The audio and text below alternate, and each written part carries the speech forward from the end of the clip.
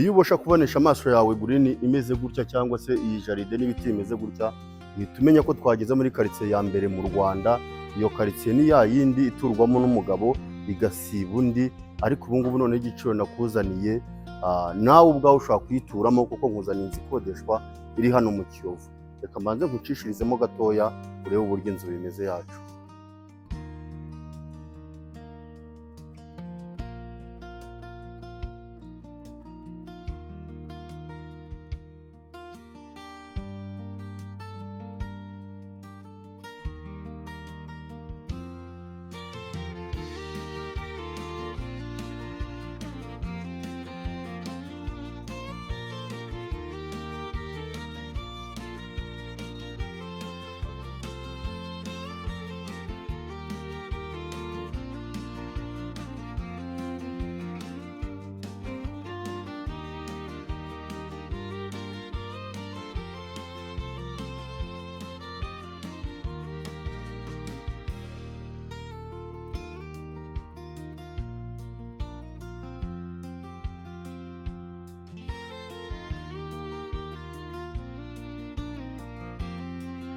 Nongeye kubasuhuza mbaye ikaze kuri Kigali Buy and Sell. Nk'ibisanzwe ugenda Moses, kampani yanyu yo ni Kigali Buy and Sell nkuko nari mbivuze. Aha ngaha rero nkuko nabikubwiye aho duhagaze ni mu Kiyovu, aho tubazaniye inzu nziza irimo ikodeshwa. Ntibigutungure kuko tugira amazu akodeshwa, tukagira n'amazu agurishwa ndetse yewe n'ibibanza bigurishwa. Iyi ni ya quartier nkuko nabikubwiye, itajya yisukirwa, iturwamo n'umugabo igasiba undi. Ariko ntekereza ko wenda igiciro twayizanyeho uyu munsi kubera discount yabayeho, iyi nzu nawe aho uri hose ushobora kuba wayituramo. Mu by'ukuri iyi villa yacu mubonye ifite parikingi y'imodoka zigeze nko muri 8 cyangwa zishobora no kuba 10. Ntekereza ko ushobora kuza ukayikodesha ukayigira ofisi kubera ko ifite ibintu bihagije kandi ibyumba 7 n'ibyo ihagaze n'amadushe 7 ubwayo. Ariko ubunini bw'ukuntu igiye yisanze imbere n'uburyo ikase bikuyoburija ko wayikoreramo cyangwa se ukaba wanayituramo. Hari abantu benshi cyane b'abakire bashaka gutura mu nziza nk'izi ngizi. Iyi nzu yacu rero iri ku giciro cyiza cyane kubera ko amadolari 2,200. Iyi nzu wayifata iri unfurnished, ubwo ni za nzu ziba zirimo ibikoresho. Ariko burya diri nikimara ushobora no kuba twakugiringira ukaba wayifata harimo ibikoresho bitewe n'amafaranga yandi wabashije kuba wakongeraho. Ariko ubu none angahe ihagaze ku giciro cy'amadolari 2,200. Inyuma mwahabonye n'amajaride n'iki, n'ubundi mu Kiyovu indangamuntu yayo ni nk'ibiti. Mu by'ukuri ukunda jaride ntihagucika. Reka twinjirane mugende mbasobanura bya byumba ndetse n'amadushi yabyo uko bigiye bimeze.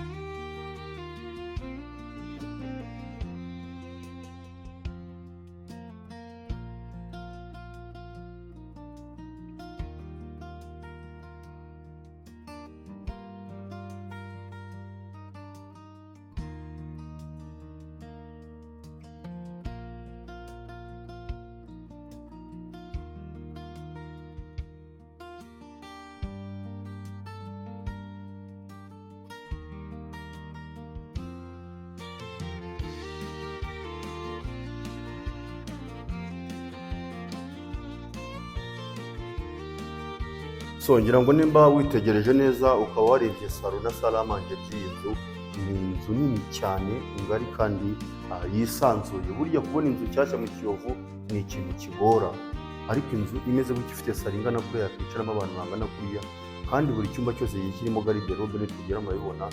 Kandi iyi nzu yose buri cyumba kirimo ama AC. AC ni umuyaga nyine ushobora kuwutangwa ujya mu nzu mu cyumba cyangwa muri salo mwabibonye.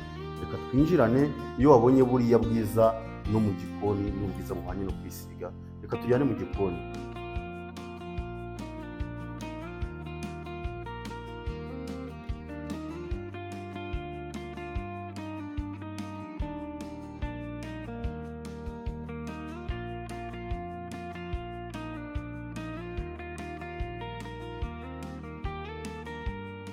So mubonye ko igikoni cyacu gifitemo firigo kinafunze, ibikoresho ni bishyashya birimo aha ngaha.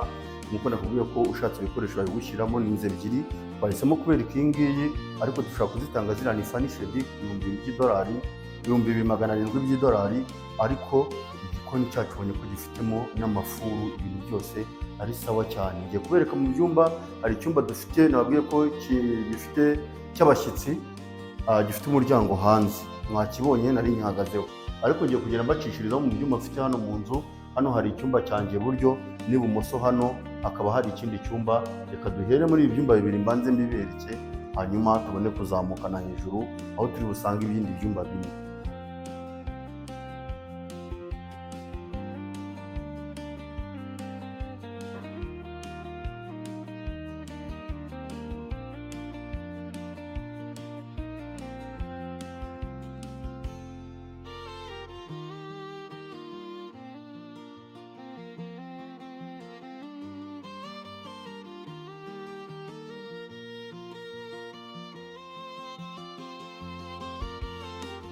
Mubonye ko tuvuye mu cyumba cya mbere, ariko kikaba ari icya kabiri apariya cya kindi kiri hanze. Iki mpagazeho rero ngiye kubereka nacyo ni icyumba cya gatatu. Buri cyumba cyose kigiye gifitemo dushe, niyo mpamvu nimba witegereje cya cyumba amaze kubereka cyari kirimo dushe yacyo. Ubwo ni ibyumba 7 n'amadushe 7, ariko mubonye ko buri cyumba cyose kigiye kirimo amarido harimo n'amagariderobe. Reka nkwereke n'iki ngiki.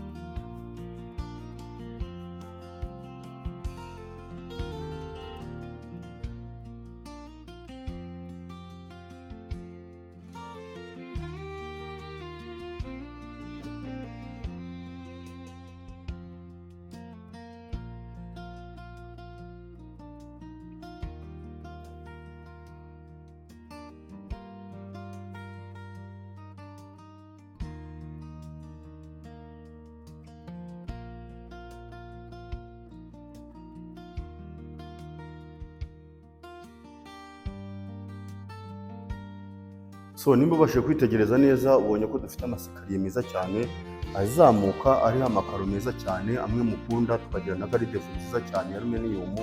Ariko aha ngaha duhagaze tugeze ku gice cyo hejuru, ngiye kubereka ibyumba 4 kandi binini. Aha ngaha rero mpagaze ni igice kinini cyane, ushobora kuba washyiramo nk'agasaro wowe ubishatse uko wabishaka kose, hari ukafunga televiziyo ukaba wagira isaro gatoya ka kabiri. Ariko inzu yacu, wari uzi ko inzu yacu ifite ibyumba 2 wagira master bedroom byose. So reka mbanze nkwereke bino byumba 2 biri hano inyuma yanjye, kimwe kiri iburyo ikindi kiri ibumoso.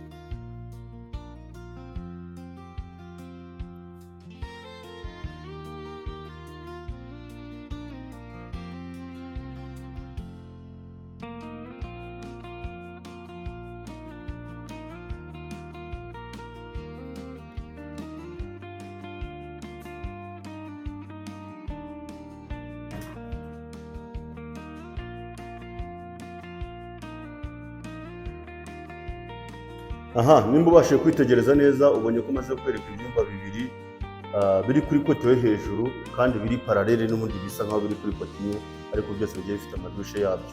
Ngiye kukwereka rero ngewe bya byumba 2 byankumvise, nasanze ko nanjye nabuze amahitamo, nabonye byose byaba master bedroom kuko ni binini cyane. Wumve ko byenda kungana na salo yo hasi. Reka twinjirane muri kino kibanza aha ngaha, hanyuma ndaza wenda kubacishiriza muri iki ngiki, wenda mwe n'icyo muri buhitemo simbizi. Reka mbereke uko bimeze.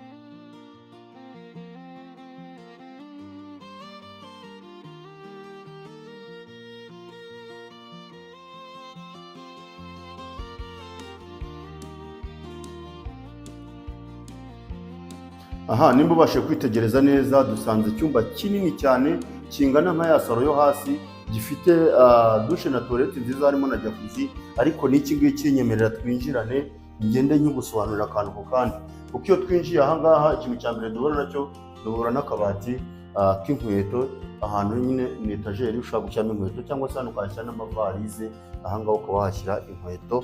Twahava tukinjirana mu cyumba cyacu nyirizina. Mu by'ukuri nimba wankurikiranye ukitegereza neza, iki cyumba ni kinini cyane kingana na kiriya, n'ibikoresho birimo yewe urebye kano kabati, aha ni ahajya nka TV stand, ahandi hakaba ari ah'imyenda mu by'ukuri n'ibindi bintu washaka gushyiramo kuko ni hanini cyane. Hanyuma aha ngaha tukagira urubaraza cyane, ndaza kubereka buri iki cyumba cyose gifite urubaraza runini cyane kandi rwisanzuye. Urabona ko n'amarido yamaze kugeramo. Nyamuneka kora subscribe mu by'ukuri, kuko nzi neza ko nta handi hantu wasanga imari nk'izi ngizi.